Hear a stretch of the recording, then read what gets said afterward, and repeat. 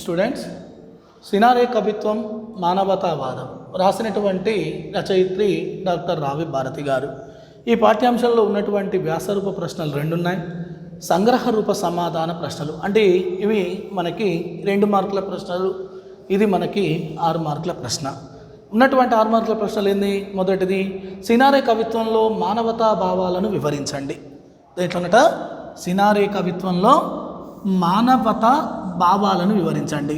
అంటే సినారే కవిత్వంలో ఈ మానవతా భావాలు అనేటటువంటి ఏ విధమైనటువంటి విధంగా ఉన్నాయి అనడానికి ముందు ఇక్కడ డాక్టర్ సి నారాయణ రెడ్డికి సంబంధించినటువంటి 1-2 మాటలు చెప్తే బాగుగా ఉంటుంది. మరి ఏ సంవత్సరంలో? 1990వ సంవత్సరంలో డాక్టర్ సి నారాయణ రెడ్డి గారు రాసినటువంటి విశ్వంబర అనేటటువంటి కావ్యానికి జ్ఞానపీఠ పురస్కారం అనేటటువంటిది రావడం జరిగింది. అంటే ఎంత మేటి మహాకవో మనం ఆలోచించవచ్చు డాక్టర్ సి నారాయణ రెడ్డి గారిని. మరి తన యొక్క మానవతా దృక్పథం అంతటా ఎవరి యొక్క కావ్యాల్లో? డాక్టర్ సి నారాయణ రెడ్డి గారి యొక్క కావ్యాలలో మానవతా దృక్పథం అంతటా ఏ విధమైనటువంటి విధంగా అంతఃసూత్రంగా నిక్షిప్తమై ఉంది అనేటటువంటి విషయాన్ని ఇక్కడ మనం తెలియచేయడం జరిగింది. మరి ఎక్కడి నుంచి మొదలు పెడతా అంటే విశ్వగీతి నుంచి. ఎక్కడి నుంచి మొదలు పెడితే విశ్వగీతి నుండి ఎక్కడి వరకు అంటే ఇక్కడ విశ్వంభర అనేటటువంటి కావ్యం వరకు మరి ఏ కవిత్వాన్ని, ఏ కవితను కూడా పరిశీలించిన మానవతా దృక్పథం అనేటటువంటిది అంతటా ఎక్కడ తను రాసినటువంటి విశ్వగీతి నుంచి మొదలు పెడితే విశ్వంబర దాకా ఏ విధంగా నిక్షిప్తమై ఉంటుంది అంటే అంతఃసూత్రంగా మానవత అనేటటువంటిది నిక్షిప్తమై ఉంటుంది. మరి శాఖోపశాఖలుగా విస్తరించినటువంటి వీరి యొక్క కవితా వృక్షం అనేటటువంటిది, వీరి యొక్క కవితా వృక్షం యొక్క చిటారు కొమ్మల్లో పండినటువంటి మధురమైనటువంటి ఫలమే ఏంటిది అంటే మానవత అనేటటువంటిది. మరి ఇక్కడ కులమత చెప్పాము. ఇక్కడ ఉంది ఒక్కొక్క ప్రశ్న. ఏ విధమైనటువంటిది? డాక్టర్ సి నారాయణ రెడ్డి గారు భిన్నత్వంలో ఏకత్వాన్ని ఏ విధమైనటువంటి విధంగా దర్శించాడు అనడానికి ఏమన్నాడు? ఇక్కడ కులము కానీ, మతం కానీ, వయోభేదాలు అనేటటువంటివి కానీ, ఆర్థిక బలాన్ని కానీ దృష్టిలో ఉంచుకోకుండా లోకంలో ఉండేటటువంటి ప్రజలందరికీ వారి యొక్క సంక్షేమానికి పాటుపడటమే, మానవునిగా మనడమే ఏ విధమైనటువంటిది అంటే మానవత అని. మానవత్వాన్ని ఎవరు నిర్వచించారు అంటే డాక్టర్ సి నారాయణ రెడ్డి గారు నిర్వచించడం జరిగింది. మరి నారాయణ రెడ్డి గారి యొక్క కవిత్వం ఏ విధమైనటువంటిది? ఒక సుక్షేత్రం వంటిది, సారవంతమైనటువంటి భూమి. ఎవరి యొక్క కవిత్వం? డాక్టర్ సి నారాయణ రెడ్డి గారి యొక్క కవిత్వం అనేటటువంటిది. దానిలో విత్తనం అనేటటువంటిది విత్తితే మానవతా ఫలాలు అనేటటువంటి ఏ విధంగా విరివిగా కాస్తూ ఉంటాయి. మన తన కవితలో నారాయణ రెడ్డి గారు ప్రాథమిక వ్యక్తిగత విలువలైనటువంటి స్నేహం, సౌజన్యం, సహనం, త్యాగం, నీతి, సమైక్యత, అహింస, శాంతి, సర్వమానవ సౌభ్రాతృత్వం వంటి అనేకమైనటువంటి అంటే ఇక్కడ ఈ విలువలే కాకుండా ప్రపంచవ్యాప్త విలువల వరకు కూడా తన కవిత్వంలో ఎవరు వ్యక్తం చేశారు అంటే డాక్టర్ సి నారాయణ రెడ్డి గారు వ్యక్తం చేయడం జరిగింది. మన ఈనాటి సమాజంలో మానవుడు అనుసరించవలసినటువంటి త్యాగం, సహనం, అహింస వంటి సగుణాలలో వ్యక్తి యొక్క సంస్కారాన్ని వెలకట్టవచ్చు అని ఇక్కడ ఎవరితో చెప్తారు అంటే డాక్టర్ సి నారాయణ రెడ్డి గారు అంటారు, ఎట్టి వానికి వాని సహనం బట్టి విలువలు రెమ్మ వేయును, సహనమే సంస్కృతి నటవయచ్చు, సహనమే సంస్కృతి అటనవచస్సు అక్షర లక్షస్సు అని ఎవరు పేర్కొన్నారు అంటే ఇక్కడ డాక్టర్ సి నారాయణ గారు పేర్కొనడం జరిగింది. అంటే ఇక్కడ మానవతా దృక్పథం అనేటటువంటిది గల వ్యక్తి ఎంత సంస్కారవంతుడైనా, ఎన్ని విలువలనేటటువంటివి కూడా తనలో అంటిపెట్టుకొని ఉన్నా మన కేవలం తన కోసం మాత్రమే తాను జీవించలేదు. తన కోసం మాత్రం తాను జీవించగలుగుతాడంటే జీవించలేడు. మరి ఈ నమ్మిన సంస్కారం కోసం, విలువల కోసం ఎవరు పోరాడతారు అంటే మానవుడైనటువంటి వారు పోరాడతాడు. అలాంటి సందర్భంలో సంఘమే ఎవరికి, ఆ వ్యక్తికి ఏం చేస్తూ ఉంటుంది అంటే నమ్ముకున్నటువంటి సమాజం ఏం చేస్తూ ఉంటుంది అంటే అతనికి బలాన్ని చేకూరుస్తుంది అని అంటూ నీతి కొరకు, నిజం కొరకు నిలిచే వ్యక్తిని, మనిషిని కొలిచే శక్తిని సంఘం కోటి గొంతులెత్తి అభినతిస్తుంది, కొండంత బలాన్ని ఇస్తుంది అని ప్రోత్సహించడం ఇక్కడ మనం గమనించదగినటువంటి విషయం. అంటే అంతేకాకుండా మనం చరిత్ర పుటల్ని ఒకసారి తిరిగేస్తే ఇక్కడుంది మానవత, ఇక్కడుంది చరిత్ర పుటల్లో నిలిచిపోయిన నగ్న సత్యాల గురించి కూడా అద్భుతమైనటువంటి విధంగా కవి తెలియచేశాడు. మనం చరిత్ర పుటల్ని ఒకసారి తిరిగేస్తే ఎక్కడ ఏ విప్లవం అనేటటువంటిది చెలరేగినా, ఏ విప్లవాకులు అనేటటువంటివి ప్రజ్వరిల్లినా, మానవతను అణిచినటువంటి ప్రయత్నాలే ఎక్కువగా కనబడుతూ ఉంటాయి అని కవి ఇక్కడ ప్రతిస్పందించినటువంటి అంశాలు. అమెరికా స్వాతంత్రం కావచ్చు, ఫ్రెంచ్ కావచ్చు, రష్యా విప్లవాలు కావచ్చు, మొదటి ప్రపంచ యుద్ధాలు కావచ్చు, ఇవన్నీ కూడా కవిత్వ రచనకి ముడి సామాగ్రి అని ఇక్కడ కవి తెలియచేస్తూ ఉంటాడు. మన ఇక్కడ లోకంలో ఉండేటటువంటి లూయిలు, జార్లు, తర్వాత వచ్చేసి వీళ్ళందరూ కూడా హిట్లర్ కావచ్చు, వీళ్ళందరూ లూయిలు, జార్లు అనేటటువంటి వీళ్ళందరూ కూడా మానవతను నంజుక తిన్నటువంటి నరరూప రాక్షసులు అయినటువంటి వాళ్ళు.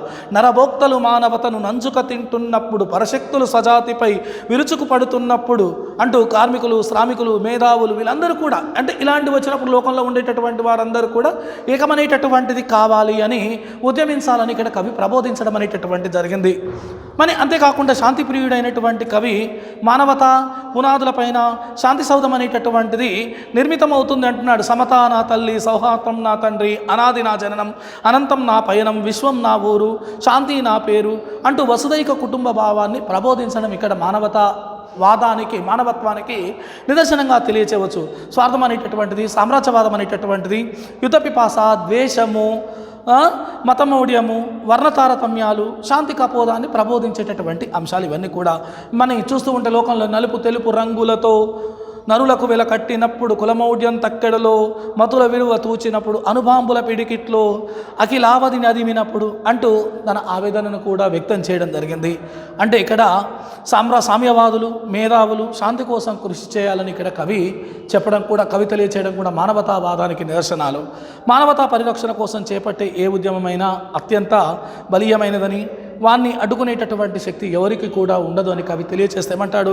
పరిమళాల నెవడాపును, పైరగాలి నెవడాపును, ఎవడాపును మానవత కవిరుక్కును రవిరుక్కును కవివాక్కును అంటూ స్పష్టం చేస్తాడు. మరి ఇలా మానవతా మహోద్యమానికి తన కళాన్ని అంకితం చేసినటువంటి మహాకవి ఇక్కడెవరు అంటే డాక్టర్ సి నారాయణ రెడ్డి గారు అని తెలియచేయవచ్చు. సినార కవిత్వంలో మానవతా భావాలు అనేటటువంటివి ఈ విధమైనటువంటి అంశాలు మనకు దర్శనమిస్తూ ఉంటాయి. రెండో ప్రశ్న ఏంటిది ఇక్కడ? సినారే కవిత వైశిష్ట్యాన్ని తెలుపండి అన్నాడు. దాదాపు కొన్ని అంశాలు దీంట్లో ఇమిడి ఉంటాయి చూస్తూ ఉంటే. అంటే ఇక్కడ ఆలోచించి కనుక చూస్తూ ఉంటే మన నారాయణ రెడ్డి ఏ విధమైనటువంటి వాడు అంటే ఆశాజీవి అయినటువంటి వాడు. ఎన్నటికైనా సమాజం అంధాకారాన్ని చీల్చుకుంటూ ఆనంద తీరాలకు చేరుతుంది అనేటటువంటిది ఎవరి నమ్మకం అంటే ఇక్కడ కవి యొక్క నమ్మకం. శిశిరం నుంచి వసంతానికి, చీకటి నుంచి ప్రభాతానికి, నిరాశ నుంచి ఆశాశిఖరానికి నడిపించేటటువంటి మార్పు తప్పకుండా వస్తుంది అంటాడు తాను రాసినటువంటి ఇందులో ఆనంద తీరాల్లోని. ఇంతకు ముందే కొంచెం గడిచిన తరగతిలో తెలియచేయడం జరిగింది. మనిషి నశించినా నశించదు మానవత్వం, ఇది ఈ లోకానికి మనిసోపానం, అనంతం వైపు దాని ప్రస్థానం అంటూ తన నమ్మకాన్ని, ఆదర్శాన్ని చాటాడు. అంటే మానవతా మహాప్రస్థాన మార్గంలో నడుస్తున్న నా కాళ్ళకు పొడుస్తున్న ముళ్ళున్న అకుట్టితం నా గమ్యం అని తన ఆత్మవిశ్వాసాన్ని కూడా ఇక్కడ ఎవరు ప్రకటించారు అంటే డాక్టర్ సి నారాయణ రెడ్డి గారు ప్రకటించడం అనేటటువంటి జరిగింది. అంటే అందరూ కూడా సమైక్యం అనేటటువంటిది కావాలి. సమైక్యం కావాలి అంటే ప్రజల్లో చైతన్యం అనేటటువంటి, అంటే కవి కళానికి ఉండేటటువంటి శక్తి ఎంత గొప్పదో చెప్పాడు. చివరికి ఏమంటాడు? జడమైన నడుస్తుందట అంటాడు. అంటే కదలలేనటువంటిది కూడా కదిలించేటటువంటి శక్తి ఎవరికి ఉంది అంటే కవి కళానికి ఉంది అని కవితా వైశిష్ట్యాన్ని గొప్పగా చెప్పినటువంటి నాటి కవి ఎవరు అంటే డాక్టర్ సి నారాయణ రెడ్డి గారు అని తెలియచేయవచ్చు.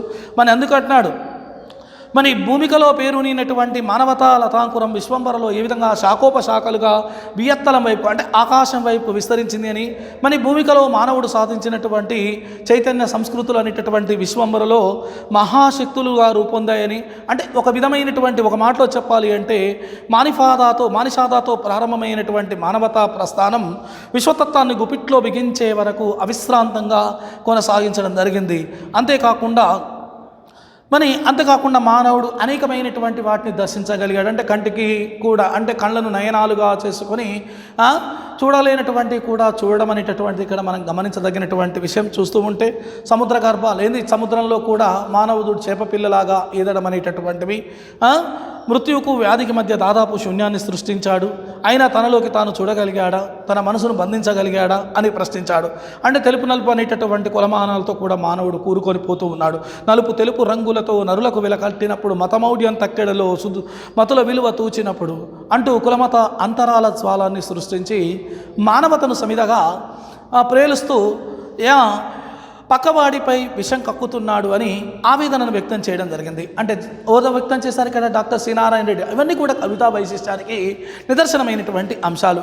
మన జాతీయ జీవనానికి ఆర్థిక పుష్టి, సాంఘిక పుష్టి కలగాలి అంటే విభిన్న వర్ణ, వర్గ, మతాల మధ్య సయోధ్య, సామరస్యం అనేటటువంటిది తప్పనిసరి అంటాడు అని ఎవరు భావించారు అంటే ఇక్కడ డాక్టర్ సినారే గారు భావించారు. 40 కోట్ల జనములు నడుచుబాట ఒక పలుకు పాట ఒకటే, 40 కోట్ల జనములు నడుచుబాట ఒకటే, తనయుల ఎందరమైన తల్లి నేల ఒకటే అని ఐకమత్యాన్ని ప్రబోధించినటువంటి నాటి కవి ఎవరు అంటే డాక్టర్ సి నారాయణ రెడ్డి గారు.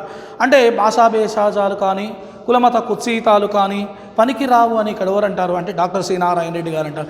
ఎవడు హిందూ, ఎవడు తురక, ఎవడురా కిరస్తాని, ఎవరిదిరా తెలుగు, ఎవరిదిరా హిందుస్థానీ అని అంటాడు. అంటే ఈ విధమైనటువంటి విధంగా అంటే కులమత భేదాలు అనేటటువంటి ఉండవద్దు. మనమందరం ఎవరు అంటే భారతీయులమైనటువంటి వాళ్ళం. మన భారతదేశము అనేటటువంటి ఒక తోటలో ఉన్నటువంటి వివిధ రకాల చెట్లకు పూసినటువంటి పూల లాంటి వాళ్ళము అని ఐకమత్యాన్ని చాటినటువంటి కవి కడవరు అంటే డాక్టర్ సి నారాయణ రెడ్డి గారు అని తెలియచేయవచ్చు. మరి ఆ విధంగా ఉన్నటువంటి డాక్టర్ సి నారాయణ రెడ్డి తన కళాన్ని ఉలిగా మార్చి విశ్వమానవతా మందిరానికి నగిశీలు చెక్కినటువంటి, నగిశీలు అంటే ఇక్కడ ఏం తెలుసు కదా, మన కొసమెరుపులు అంటూ ఉంటాం కదా, మనమని చెక్కాడు. అందులో తన ఆశలకు, విశ్వాసాలకు ప్రతిరూపమైనటువంటి ఎవరిని ప్రతిష్ఠించాడు అంటే మానవుని ప్రతిష్ఠించాడు. ఇలా మానవతా మహోద్యమానికి తన కళాన్ని అంకితం చేసినటువంటి మహాకవి ఎవరు అంటే డాక్టర్ సి నారాయణ రెడ్డి గారు అని తెలియచేయవచ్చు. అంటే డాక్టర్ సి నారాయణ రెడ్డి గారి యొక్క కవిత్వంలో ఉండేటటువంటి గొప్పతనం ఏది అంటే ఈ విధమైనటువంటి గొప్పతనం పాఠ్యాంశం ఆధారంగా తెలియచేయడం అనేటటువంటి జరుగుతూ ఉంటుంది. ఇది 2వ ప్రశ్న, సంగ్రహ రూప సమాధాన ప్రశ్నలు. ఎన్ని మార్కులు ఇక్కడ మనకి? ఇది 2 మార్కుల ప్రశ్న అండి. ఈ 2 మార్కుల ప్రశ్నలో ఒకటి 99.99% ఒక ప్రశ్న వచ్చి 100% వస్తుందండి ఒక ప్రశ్న ఇందులోకి వెళ్ళి. దీంట్లోకి వెళ్ళి ఇది మనకి యాన్యువల్ ఎగ్జామ్లోనేమో 3వ బిట్టు, ఇది మనకి యాన్యువల్ ఎగ్జామ్లో 8వ బిట్ అండి. 8వ బిట్ మనకి ఇది 8వ బిట్టు. ఇది గద్య రూపంలో సంగ్రహ రూప సమాధాన ప్రశ్న 4 ఇస్తాడు, 2 రాయాలి, 2 × 2 4 మార్కులు అండి. మన ఇక్కడ మొట్టమొదటి ప్రశ్న ఏంటిది? మానవత అంటే ఏమిటి? నెంబర్ 1 మన ఇక్కడ మానవత అనగానే సమాజ శాస్త్రజ్ఞులు ఇచ్చినటువంటి నిర్వచనం మీకు చెప్పాను మొదటి తరగతిలోనే. ఏమని? కుల, మత, లింగ, వయోభేదాలను, ఆర్థిక బలాన్ని దృష్టిలో ఉంచుకోకుండా సర్వజన సంక్షేమానికి పాటుపడడమే, మానవునిగా మనగడమే మానవత అని తెలియచేయవచ్చు. అంటే ఈ మానవతలో సమానత్వము అనేటటువంటిది, లౌకికరణము అనేటటువంటి విలువలు అనేటటువంటి కూడా దేంట్లో ఇమిడి ఉంటాయి అంటే ఈ మానవతలో ఇమిడి ఉంటాయి అనేటటువంటి సమాధానం రాస్తే సరిపోతూ ఉంటుంది. 2వ ప్రశ్న ఏంది? చరిత్ర పుటల్లో నిలిచిపోయిన నగ్న సత్యాలు. మన చరిత్ర పుటల్లో నిలిచిపోయినటువంటి పుటలు అంటే ఇక్కడ ఏంది? పేజీలు. కమ్మల్లో నిలిచిపోయినటువంటి అంశాలు ఏంటి అంటే చరిత్రలో ప్రజల తిరుగుబాట్లను క్రూరంగా అణచడానికి ప్రయత్నించినటువంటి జార్లు, లూయిలు, ఫాసిస్టులు, సామ్రాజ్యవాదులు, ఆంగ్లేయులు అందరూ నరహంతకులే, మన నియంతలే. మన దానికి ఒక కథ చెప్పాడు. అనగనగా ఒక రాజు, రాజుకు పచ్చదనం అనేటటువంటిది గిట్టదు. ఏం చేశాడు? ఎక్కడ పచ్చదనం అనేటటువంటిది ఉన్నా కానీ వాటన్నిటిని పెరికించి రాజ్యాన్ని బీడుగా మార్చి హాయిగా నిద్రపోయాడు. లేచేసరికి గవాక్షంలో నుంచి ఒక చెట్టు అనేటటువంటిది చిగురించు రాజు వైపు చూసి పకపక నవ్వింది ఎట. మన పచ్చదనాన్ని చూడలేనటువంటి ఆ రాజు కాళ్ళు నిప్పులు కురిశాయి. నిప్పులు కురవగానే రాజు ఏం చేశాడు? దాన్ని బాకుతో కొట్టివేశాడు. బాకుతో ఏం చేశాడు? దాన్ని బాకుతో పొడి చేశాడు. పచ్చని చెట్టు సహనానికి పరాకాష్ట అయ్యింది. పచ్చదనం అనేటటువంటిది ఎరుపుగా మారిపోయింది. నవ విప్లవం విరాట్గా మారిని ఆ పాపాల భూపాలున్ని పాతాళానికి విసిరి కొట్టింది. ఇది కథ కాదు, చరిత్రలో నిలిచిపోయినటువంటి నగ్న సత్యం. దీనికి ఏం రాయాలి మనం? అంశము చరిత్రలో నిలిచిపోయినటువంటి నగ్న సత్యాల్ని తెలియచేయండి అంటే అనగనగా ఒక రాజు అనేటటువంటి కథ రాస్తే దేనికి సరిపోతూ ఉంటుంది అంటే దీనికి సరిపోతూ ఉంటుందండి. 3వది ఏంటిది? కవికాలానికి ఉన్నటువంటి శక్తిని వివరించండి. మన కవికాలానికి చాలా శక్తి అనేటటువంటిది ఉంది, చాలా శక్తివంతమైనటువంటిది. నమ్మే వాళ్ళలో నారాయణ రెడ్డి గారు ఒకరు. కలం, గలం ఈ రెండింటి బలంతో మతోన్మాద నగ్న దుశ్శక్తుల నుంచి, కులమతాల కుత్సీతాల రాజకీయాల కలుషిత విషదృక్కుల నుంచి మానవతను కాపాడవచ్చు. అక్షరాన్ని ఆధారం చేసుకొని అంబరము దాకా పాకవచ్చు. కవికళాన్ని ఉలిగా మార్చి ఎవరు విశ్వ మానవతా మందిరానికి నగిశీలు చెక్కవచ్చు అన్నాడు ఇక్కడ ఎవరు డాక్టర్ సి నారాయణ రెడ్డి గారు. ఇది మూడవ ప్రశ్న. సినారే భిన్నత్వంలో ఏకత్వాన్ని ఏ విధమైనటువంటి విధంగా వర్ణించాడు? మనందరూ తెలుసు, జాతీయ జీవనానికి ఆర్థిక పుష్టి, సాంఘిక తుష్టి కలగాలి అంటే విభిన్న వర్ణ వర్గ మతాల మధ్య సయోధ్య సామరస్యాలు ఉండడం అనేటటువంటి తప్పనిసరి. అది లోపించినాడు జాతీయ జీవనం అనేటటువంటిది విచ్ఛిన్నం అవుతూ ఉంటుంది. అలాంటి సమైక్యతా స్పృహ ప్రజానికల్లో కలిగించడం చాలా అవసరం. దానికి చెప్పాం, 40 కోట్ల జనములు 40 కోట్ల గలములు పలుకు పాట ఒకటే, 40 కోట్ల జనములు నడుచు బాట ఒకటే, తనయుల మెందరమైన తల్లి నేల ఒకటే, ఎవడు హిందూ ఎవడు తురక, ఎవడురా కిరస్తాని, ఎవరిదిరా తెలుగు ఎవరిదిరా హిందుస్థాని, ఒకే తోట వికసించిన రకరకాల పువ్వులురా అంటూ భిన్నత్వంలో ఏకత్వాన్ని చూడగలిగినటువంటి కవి ఎవరు అంటే డాక్టర్ సి నారాయణ రెడ్డి. ఒక మాటలో చెప్పాలి అంటే అందరం సమానమనేటటువంటి భావన అనేటటువంటిది ఉన్నప్పుడు మనం భిన్నత్వంలో ఏకత్వాన్ని సాధించగలుగుతాం. ఎవనికి వాడే యమునా తీరే అనేటటువంటిది కలిగినప్పుడు జాతీయ జీవనం అనేటటువంటిది ఏమవుతుంది అంటే విచ్ఛిన్నమయ్యే అవకాశం అనేటటువంటిది ఉంటుంది. ఆలోచన అనేటటువంటిది ఎవరికి కూడా రాకుండా చూసుకోవడం చాలా శ్రేయదాయకమైనటువంటి విషయం. ఇవి సంగ్రహ రూప సమాధాన ప్రశ్నలు. ఏకవాక్య లేదా ఏకపద సమాధాన ప్రశ్నలు, ఒక వాక్యం లేదా ఒక పద సమాధాన ప్రశ్నలు. ఉదాహరణకి నరభోక్తలు చాలా ముఖ్యమైనటువంటి ప్రశ్న అండి. నరభోక్తలు ఎవరు అంటాడు? లూయిలు, జార్లు, ఫాసిస్ట్, హిట్లర్, సామ్రాజ్యవాద ఆంగ్లేయులు వీళ్ళంతా కూడా నరభోక్తలే, అంటే మానవుల్ని బాధ పెట్టేటటువంటి వారు. చరిత్రలో 1945వ సంవత్సరాన ఏం జరిగింది? 1945వ సంవత్సరంలో అమెరికా జపాన్లో ఉన్నటువంటి హిరోషిమా నాగసాకిపై అణుబాంబు ప్రయోగం. అమెరికా అణుబాంబు వేసి అపార ప్రాణ నష్టం కలిగించింది. జపాన్పై అమెరికా అణుబాంబు ప్రయోగం. సినారే తన కళాన్ని దేనికి అంకితం చేశాడు? మానవతా మహోద్యమానికి. దేనికి అంకితం చేశాడండి? మానవతా మహోద్యమానికి. ముగ్దుమ్ మొహియుద్దీన్ ఎవరు? ఉర్దూ కవి, ప్రముఖ కార్మిక నాయకుడు. ఉర్దూ కవి అని రాస్తే సరిపోతుంది. మనకి ఇక్కడ టెక్స్ట్లో ఎక్కడ కూడా కార్మిక నాయకుడు అని ఏం కనబడలేదు. ఉర్దూ కవి అని రాయండి, సంతోషం. కవిగా సి నారాయణ రెడ్డి ఆశించింది ఏమిటి అంటే మానవత జలయంత్రంలా పైకి చిమ్ముకొని రావాలి, విలువల మంచి చెడుల్ని విజ్ఞాన శాస్త్రపు వెలుగులో రూపొందించుకోవాలి. కవి కళానికున్న శక్తిని గురించి నారాయణ రెడ్డి ఏ విధంగా వర్ణించాడు? కవిశక్తి కలం గలం ఈ రెంటి బలంతో మతోన్మాద మగ్న దుశ్శక్తుల నుంచి కుల వ్యాకుల కుత్సీత రాజకీయాల కలుషిత విషదృక్కుల నుంచి మానవతను కాపాడవచ్చు అంటాడు. డాక్టర్ సి నారాయణ రెడ్డి ఆశావహ మనస్తత్వం ఏం కోరుకుంటుంది? ఎప్పటికైనా సమాజం అంధకారాన్ని చీల్చుకుంటూ ఆనంద తీరాలకు చేరుకుంటుందని. డాక్టర్ సి నారాయణ రెడ్డి తన కళాన్ని ఉలిగా మార్చి ఏం చేశాడు? విశ్వమానత మందిరానికి నగిశీలు చెక్కాడు. మోస్ట్ ఇంపార్టెంట్ క్వశ్చన్లు. నరభోక్తలు ఎవరు? లూయిలు, జార్లు, ఫాసిస్ట్, హిట్లర్, సామ్రాజ్యవాదులైన ఆంగ్లేయులు. 1940 జపాన్పై అమెరికా అణుబాంబు ప్రయోగం. ముగ్దుమ్ మొహియుద్దీన్ ఎవరు? సినారే తన కళాన్ని దేనికి అంకితం చేశాడు? మానవతా మహోద్యమానికి. ముగ్దుమ్ మొహియుద్దీన్ ఎవరు? ప్రముఖ ఉర్దూ కవి, కార్మిక నాయకుడు.